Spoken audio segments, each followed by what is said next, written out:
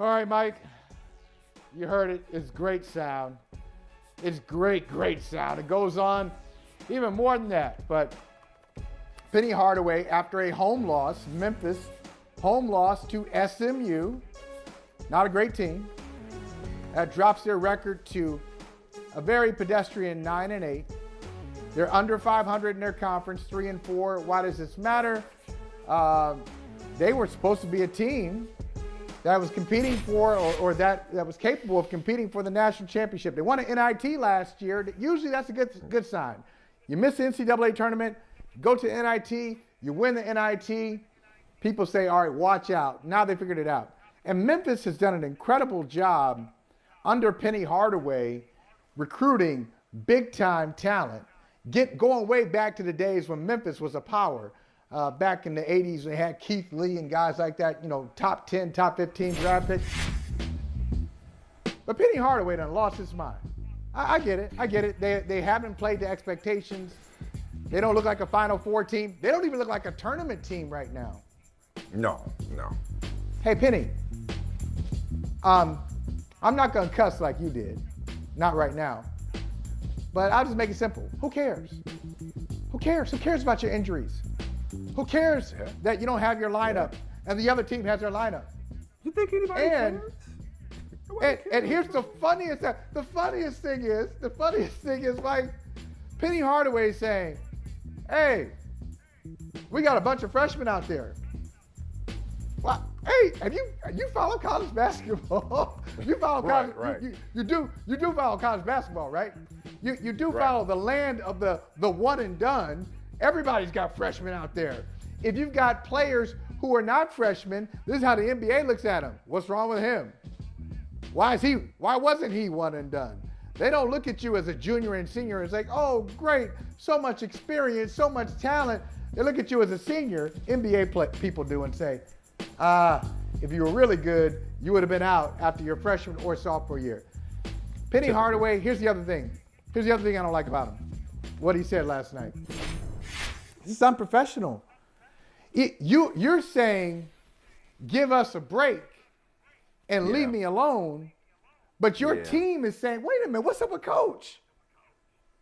Coach is telling us how to handle the media, and he's telling us how to comport ourselves, and this dude looks like he's spiraling out of control, talking about, hey, don't disrespect me, and about all these articles. Don't worry about all that. Handle your team. Take care of your business. You will never be able to control narratives. You'll never be able to control the media, even the media that you see every day in Memphis that is not as intense as media in Durham, in Chapel Hill, in Westwood, on and on, other big, Lexington, Kentucky, other big basketball markets. I just thought it was, Penny Hardaway was trying to keep control. To me, it looked like he was losing control. It's well put. There was a lot going on there. And that reminded me of one of those spats. You ever see somebody get into it and be like, you know what, that's family business. I'm going to go ahead. Y'all go ahead and work that out. Like that ain't got nothing to do with me. Clearly there's some history. There's some tension. There's some beef here. You know what I mean? They just kind of like, you know what, I'm not going to. My name's Paul, that's between y'all. This felt like, we'll talk my offline. Name's Paul, that's between. We'll talk offline. This felt like a my name's Paul, that's between y'all press conference. Because you got to understand, I know you do, like Penny Hardaway is a local legend in Memphis.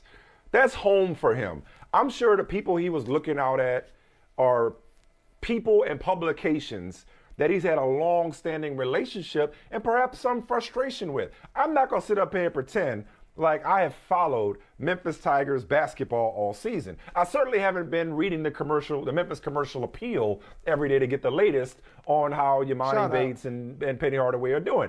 I don't know. So I'm sure a couple of things stood out. One, like this had been boiling for a while because he referenced the articles they've been writing. So somebody wrote something that's been on his mind for a while. So there's a sensitivity to that. Not just as a college coach, but also, again, a college coach in a town where you became a legend and you feel like there should be some kind of, reciprocity there or some kind of relationship there, I'm guessing. almost like Kyrie Irving. Brought y'all a championship, y'all still ungrateful. It's like, you know who I am. This is my town. This, it's me and 3-6 Mafia here. You understand what I'm saying? It's me and 8-Ball and MJG in this town. All right, don't get it twisted. Who you talking to? I'm Penny Hardaway. I put you on the map. I put you back on the map. I put y'all on the map. How much money have I made y'all over the years? I bought you Gucci. I bought you Gucci handbags. Things you couldn't even pronounce. You couldn't even pronounce. Right. Okay. So that's where so there was very much a lot of Penny the player there. Penny the coach, right. I wholeheartedly agree with you. And a lot of times, another thing, when people lash out at you, it ain't got nothing to do with you. I know I have, this is a habit of mine. If somebody says something to me that strikes a nerve, it's either speaking to a thought or an insecurity that I've already had, or they just caught me at a bad time. Penny Hardaway lashing out at the media and he answered the media that way because he's running out of answers or at a loss for answers when it comes to his own team. Because it wasn't long ago he was talking about, man, the veterans, they don't know how to treat the young guys, support the young guys. I'm pretty sure I read him saying that. Now it's, well, I got a young team, I don't have enough veterans.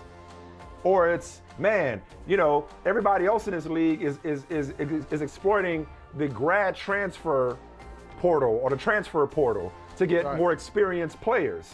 But you got the #1 recruiting class last year, if I'm not mistaken. So it's like he's at it feels like he's searching for answers. And I'm not going to do my interview school thing now. We got John Sawatsky joining the show in a couple of weeks to nerd out too, so I'll save it for then. I can't wait. But it sounded like he used the word embarrassed. He said, I'm not embarrassed, so I didn't hear the question, but somebody may have asked him if he's embarrassed. I think somebody asked him, okay, do you doubt whether or not, okay, trigger word. And are you embarrassed? And they asked him, do you doubt whether you're the man who could turn this around? So you got the answer that you were looking for. I'm not blaming the media in this instance for Penny's response. Penny's response is rooted in his pre-existing frustration. He's, his loss for answers. He's struggling to bring this talented team to its potential. So he's already on edge to begin with. And you're right, he could have handled that better. But if you ask this dude, are you embarrassed? Same word that set off Jordan Poyer and Micah Hyde. You ask this guy, are you embarrassed? And you ask him, do you doubt whether you're the guy to turn this thing around? What do you expect him to do other than snap? Right. All right. I would snap too if somebody asked me that. This is why. So again, this is why it could be both.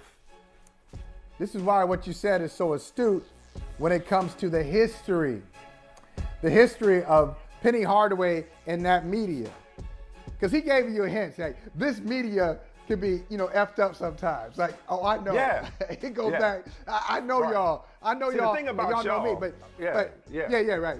See, you and your little friends. Okay, when they start saying that, your little friends, that's what they really mean. You and your little friends do all kinds of stuff. Okay, I know what you're about. But this is interesting, and I wonder what John Sawatsky would say about this. When you know somebody so well, and you know that they're like, you have instincts. Like, so there's interviewing when you don't really know the subject, so it's very objective and it's very sanitized in a lot of ways. Hey, I'm just asking you the questions. I'm asking you scientific questions to elicit open-ended, neutral, lean. Yes. Open-ended, lean, all that. But what happens when you know them? When you know them and you just know going into the interview session, even going into the game, hey, Penny, there was something happened in practice yesterday. Ooh, I know Penny too well. He's got to be pissed off. I'm going to get him tonight. So I'm going to push him. It's Lieutenant Caffey and Colonel Jessup. I'm leading him right where he's dying to go. Did you order the code red? Did you order that? Yeah, right, I ordered the code red. Like when to just push him over the edge. And Penny, it's not a good look though. It's not a good look for him, because you're gonna get this. You're gonna get this when you get there's a certain type of approach as you build. So when he first came to Memphis, it was exciting for them. We got Penny Hardaway. Penny Hardaway's back. Penny's back. Penny Hardaway's Now it's Penny Hardaway is building the program. So you get, and I think one of the words that could be used is grace. You get a certain amount of grace when you're building the program, and they're happy to have you. Thank you for coming back to us.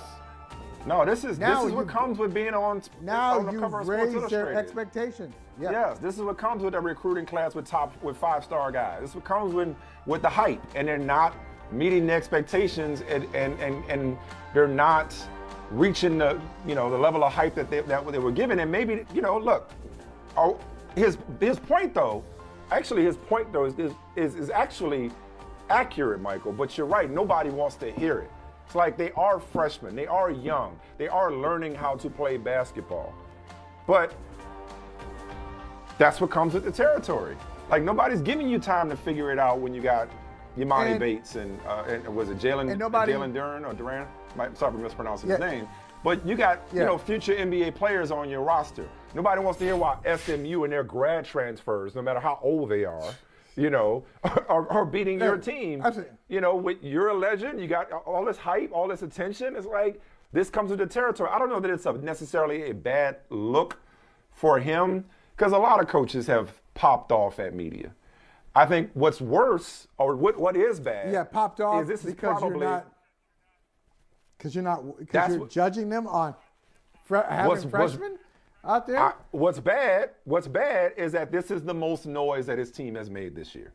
This is the loudest his team has spoken this year. That's the bad part. Well, okay, a couple questions for you.